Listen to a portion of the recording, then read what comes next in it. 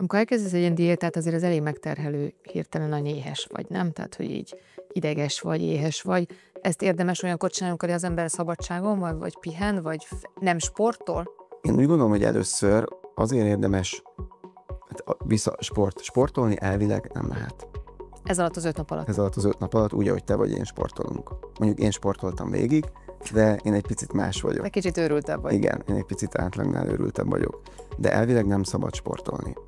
Könnyebb mozgásokat, jóga, abból is a könnyebb fajtát, séta, ezek mehetnek, de nem menjél le és ne csináljál egy HIIT edzést, vagy egy kardióedzést. Tehát az nem. Ez a része azért nagyon fontos, és ezt mindenképp el kell mondani. Az első, amikor kipróbálod, akkor az fontos, hogy olyan környezet legyen, hogy ne az legyen a legstresszesebb. Tehát sokkal jobb úgy kipróbálni, hogy nyugodt a környezet, nem kell rohannod, nincsenek olyan időpontjaid, nincsenek olyan munkáid. Ebben megint csak kicsit más voltam, mert én mondjuk végigoperáltam a hetet. Volt egy-két szülésed közben. Tehát, hogy szerencsére annyi, hogy az első héten nem volt éjszakázás, az sokat jelentett.